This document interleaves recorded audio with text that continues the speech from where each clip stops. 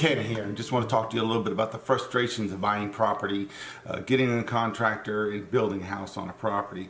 This property came available the 15th of February. My real estate broker, he'd been looking for something for me for a long time, sent me this.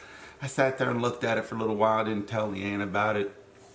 We had looked at a lot of other properties with houses, without houses.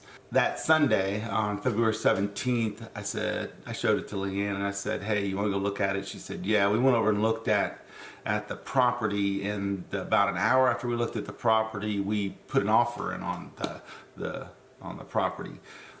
That whole thing with using our lender to purchase the property went very smoothly. Don't get me wrong. I was kind of upset at some of the things. I had to pay $2,600 for a survey because there hadn't been one done. The appraisal was very upsetting too, because we purchased the property at a very low price. We got a steal on it. You can't buy property that low around here.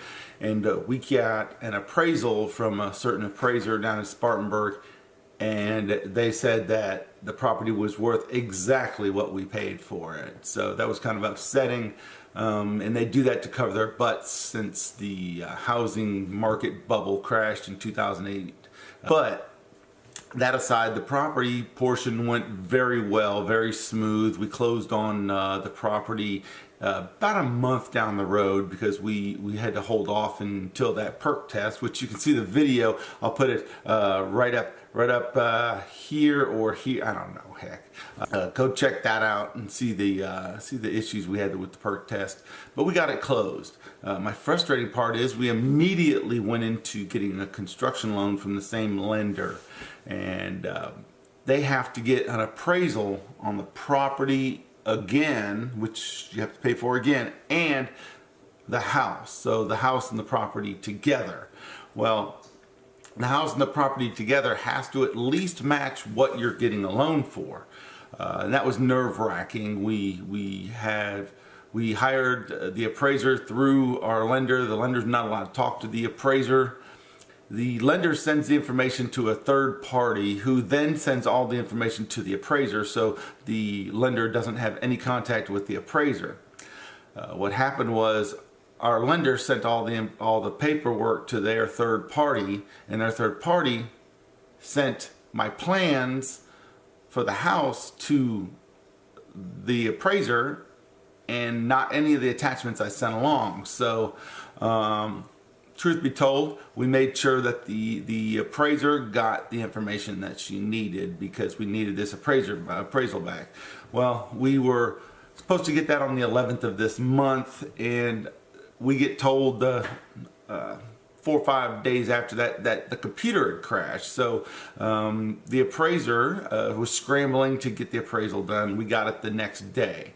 And then yesterday I got a call from the lender, because once the appraiser does it, it goes to get checked by underwriters, and if anything's wrong, it goes back to the appraiser, because we have to get the underwriters to check it out. It's a very convoluted process. I mean, but now the problem is our appraiser appraised 2 3-car garages instead of a 3-car garage, which actually isn't a 3-car garage, so they can't appraise a 3-car garage. It's a 820 square foot workshop. Okay, and then we have a 2-car garage, which is a 24 by 30, 24 by 26. So my workshop is a 24 by 34, I think, something like that. So that's the situation we're in right now. We were supposed to close this week, and now we have to wait, and we'll be closing by the 31st, hopefully. If we don't, then my first payment on the property is due. So there's a lot of working wheels here, so they're all going in different directions. I think we're still doing well to be on track to closing faster than we had originally thought. They said it usually takes about 4 months to close. We should be closing within 3 months. So I just had to get that off my chest. It's kind of frustrating that everything is not going great. Like the apron, we showed you that video on the apron. I'll put that up here somewhere too.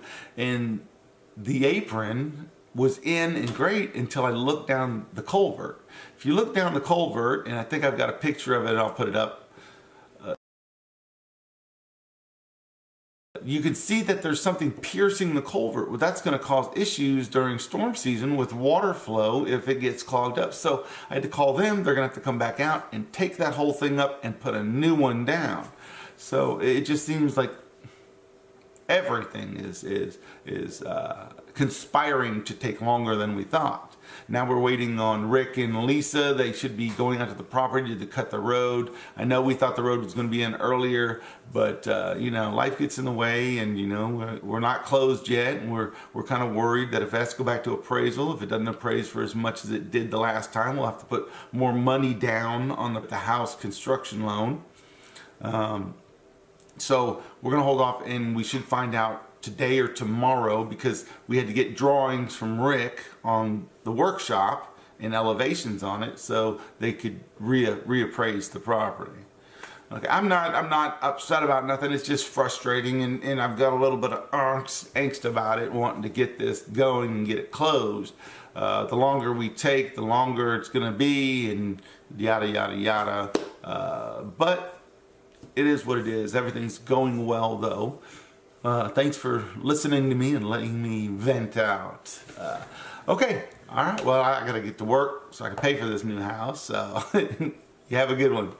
All right, the corrected appraisal came back and is right where we needed it to be. So we should be closing on the 31st, and everything should be going good. And to celebrate, I stopped off at the antique store downtown in Gaffney, and I purchased this. This bell is for a special reason. I'm going to put it outside my shop. And when I want LeighAnn to start cooking dinner, I'm going to go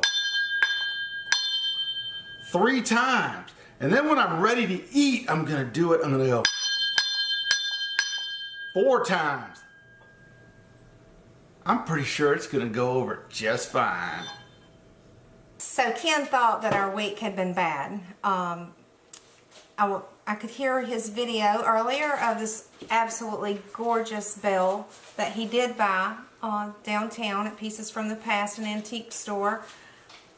He's in recovery right now, and so I'm going to use this bell to remind you of something before I go get rid of evidence, and that is to subscribe. So follow us on Instagram, Facebook, like our page, Journeys with Ken and LeighAnn, and subscribe, ring the bell, the YouTube bell, so that you'll know when we upload another video. Thanks for joining our journey.